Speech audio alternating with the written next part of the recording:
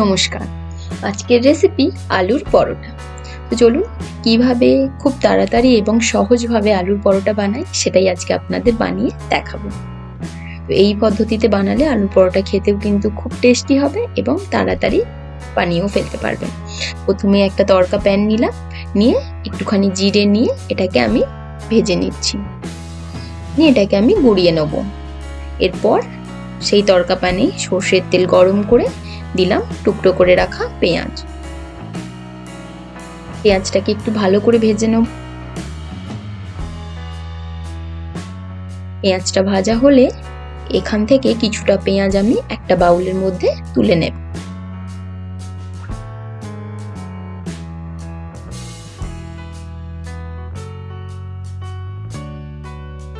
আমার রেসিপি ভালো লাগলে অবশ্যই কিন্তু আমার চ্যানেলটাকে সাবস্ক্রাইব করে নেবেন।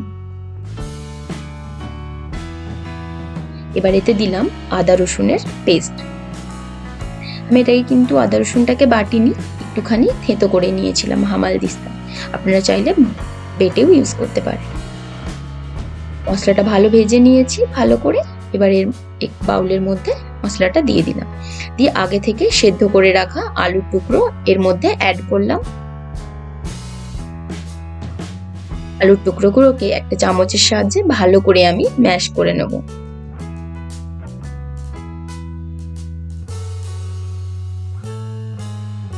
এর মধ্যে দেব স্বাদ মতো নুন,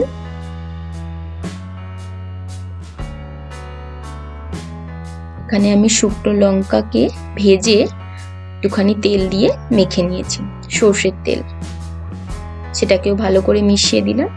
দেব গরম মশলার গুঁড়ো, আর আগে থেকে যে জিরেটা ভেজে নিয়েছিলাম সেটাকে গুঁড়িয়ে এর মধ্যে দিয়ে দিলাম। বাস, আর কিছুই লাগবে না। দেব একটু সামান্য কাঁচা লঙ্কা কুচি। এখানে আলুর পুর কিন্তু একদম রেডি।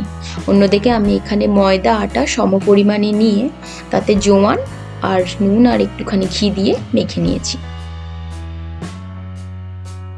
একটু লেচি কেটে নিলাম, নিয়ে ভালো করে একটু রাউন্ড মতো গোল শেপ দিয়ে দিলাম, দিয়ে এর মধ্যে আমি আলুর পুরটা ভরে নেব।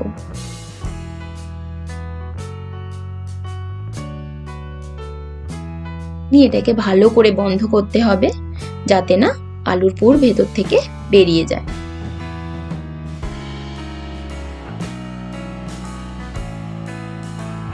আমি প্রথমে পরোটাটাকে তেল দিয়ে বেলে আপনাদের দেখিয়ে দিচ্ছি। আপনারা চাইলে এখানে শুকনো আটাও ব্যবহার করতে পারেন। তেল দিয়েও কিন্তু এটা অনায়াসেই বেলা যায়। তো হয়ে গেছে। তো আপনাদের সুবিধার জন্য আমি এখানে একটা শুকনো আটা দিয়েও আপনাদের বেলে দেখিয়ে দেব।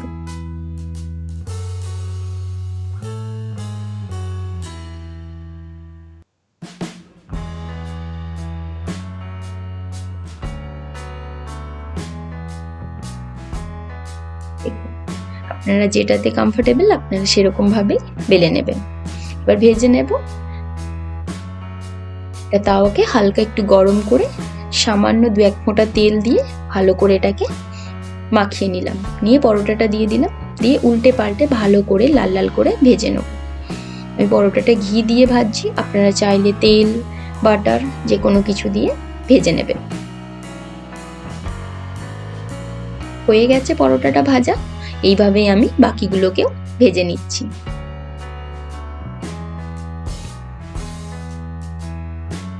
খুব সহজেই কিন্তু আমাদের আলুর পরোটা কিন্তু রেডি হয়ে গেল। আপনারাও বাড়িতে বানান, এবং আজকে ভিডিও কেমন লাগলো অবশ্যই আমাকে কমেন্টে লিখে জানাবেন, এবং এই রেসিপি বানালে কিন্তু অবশ্যই আমাকে কমেন্ট করে জানাতে ভুলবেন না।